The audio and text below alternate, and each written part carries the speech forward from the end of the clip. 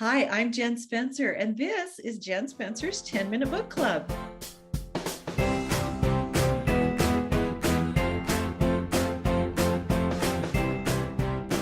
Hi, readers. I'm so glad you're here tonight. We're going to be talking to Heather Fisher, who is a new author to me, and she's got a great series that we're going to talk about. She's going to be giving away 2 of her books to one reader because the first book is a cliffhanger, and the series is the Ebony, and the books are called Charm of St. Helena and Out of the Fog. And the covers are so beautiful. I just love them. I'm so excited for you to get to know Heather. If you ask a question or leave a comment in the comment section below, as always, you'll be able to be entered to win the giveaway. Also, you are going to be entered to win a copy of my book, Dandelion Meadows, which is my sweet, small-town contemporary romance filled with quirky characters and a lot of laughs, but it's also wildly romantic, and I know you're going to love it. So without further ado, here is Heather Fisher. Heather, thank you for being here tonight. Oh, thank you so much for having me. Such a pleasure to have you here. I love getting to know new authors, especially ones I've never heard of. So this is really fun. So tell us a little bit about yourself and your books and how you got into writing, just all the things. All right, yeah. So I'm a mom. I have a little one, and I'm at home most of the day with him. He keeps me on my toes, and so I'm definitely busy there. I didn't start writing until like 3 years ago, when I just had an idea pop in my mind, and it was a scene, and I just had to just run with it. And after I had written it, I sent it off to my sister, who I knew would not make fun of me, who would just support me on this. And I'm like, okay, this is really random, but I've got this idea. And she read it and she was like, you know what? That's actually really good. What else do you have? What's going to happen next? I said, I don't even know. So I started writing more and looking into um, the area that I wanted to write it in, like take place, and it it just kind of grew from there. I Every night she would text me and say I'm ready, because she would just want to hear more about what's going on with the story, and I send it off. So I love that, an eager reader. That's yeah, yeah. You guys all need support. So yeah, it's when you want to write, it's always great to have that support system where somebody's like cheering you on and encouraging you to keep going. So she was one that did that for me. But I never, growing up, I guess there was one time in my life that I thought it would be really cool to be an author, and I was 7 years old, and I remember writing about unicorns, and I had completely forgot about this story, like, well, this experience, until like the past 2 years, and I came across the little book that I had written. It was just paper stapled together about a unicorn. So, but I forgot about that. So yeah, other than that time, which probably lasted maybe a month, I never thought I'd ever be a writer. And so, yeah, it was a really cool experience, just being able to write a story and get it published. Oh, that is so cool. That's interesting that you said you had a scene pop into your head, because that's kind of how it started with me. When my fourth daughter was born, I could not sleep. And so I just lay awake and I had like some scenes pop into my head, because I never thought, oh, I should write a book, and I had those. And then that was what made me think, oh, I should write them down. So that's so cool. That is awesome. I love that. Yeah, I feel like maybe that's how a lot of writers get their start, because you see this scene or this story that just has to be told. I don't know. Anyway. No, it's true. It's true. And when I got done writing my story, I was like, well, what next? Like, where do I go from here? And I want people to read it. I want them to be able to enjoy what I had thought of. And get that Oh, story out there. So I love that you went through that same thing. yeah. That's wonderful. So did Um, you so are you self-published? Did you get this indie published or did you go through a publisher? I started out self-published with that story. And then because at that point, I was never, so English is like my Achilles heel. Like when it comes to the grammar and all that, I worked in medical field and I had found myself basically making my sentences very short and abbreviated. And so you kind of lose touch with that. And so when I had written the story, I'm like, I'm just gonna self-publish that. And then I had people read it and they're like, actually, yeah, you could get that published. Like it's pretty good. And I'm like, are you sure? Like you think they would really like it? And so I had sent it off to a publisher and they loved it. And they were like, yeah, we would love to publish it. And it's Cedar Fort. Okay. And so they took it and ran. So Oh, I it's actually one of two stories. The story I had written when I first started it, it was so long that I broke it up into two books. So that way I could actually get it published. So it ends on a cliffhanger with that first book. But they just recently published the sequel back in February. So wow, my that's it's great. complete. My duology is all done. It's out for the world to read. So, and it's called The Ebony, and then there are two parts to it. You're gonna have to. Yes. So it's the Ebony Charm of St. Helena. That's the first book. And then the second book is the Ebony Out of the Fog. Okay. And so the first book is about a young woman who is leaving India with her uncle. He got a position at the university to teach over at Oxford. And as they were journeying, they got caught in a storm and their ship was just destroyed. But they made it to the island. They made it to St. Helena Island.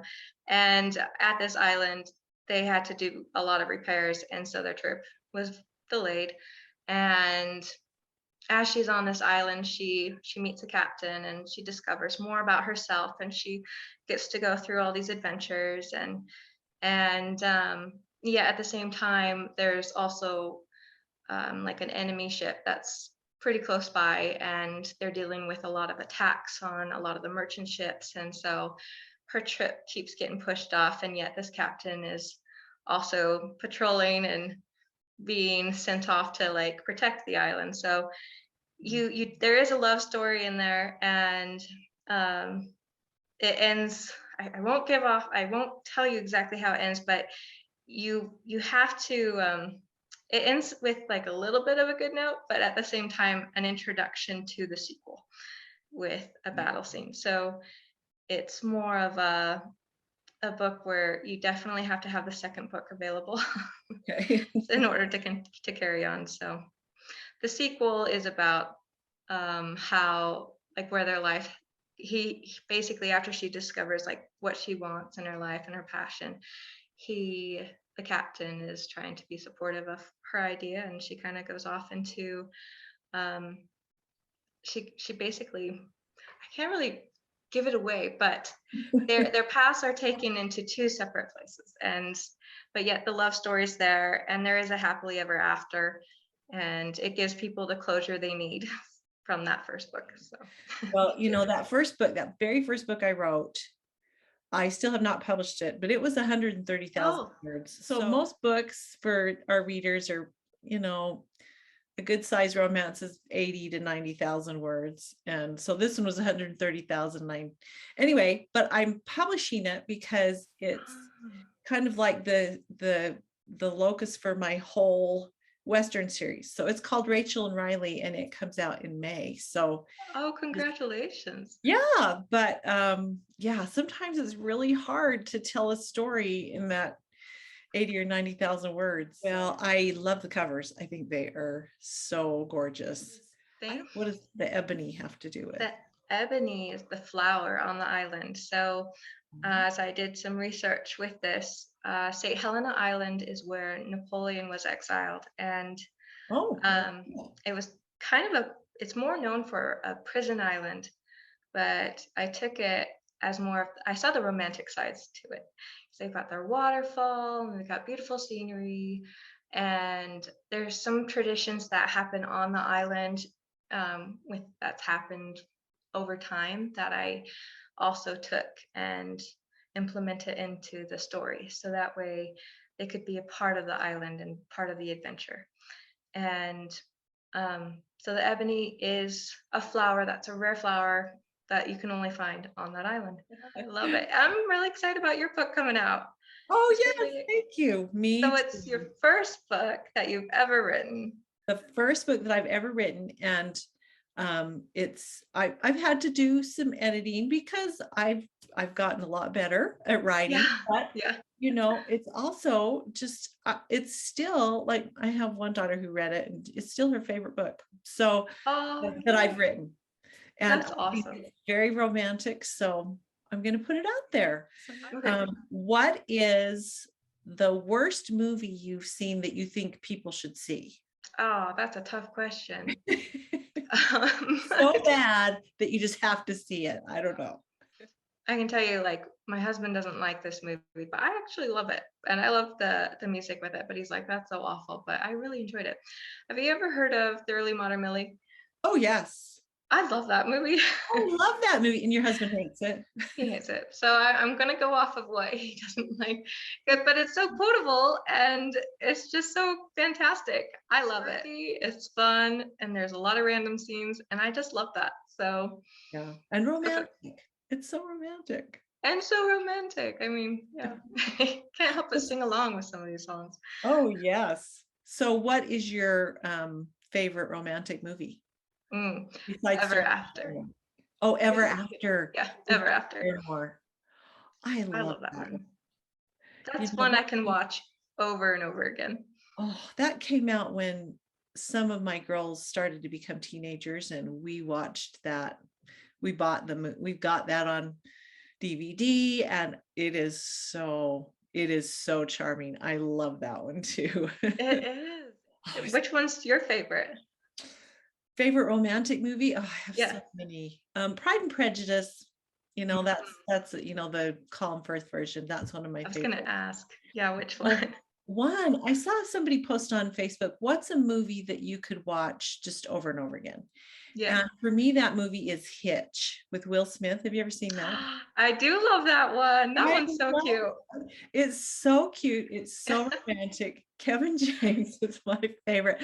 And Yeah. there are a couple of scenes that I laugh out loud every time I watch it. Oh yeah.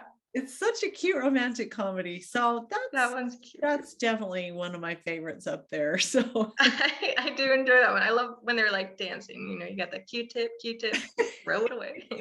I love that. big pizza. Oh, Yeah, I love that. okay. Well, here's the last question. Okay. What if you were stranded on a desert island?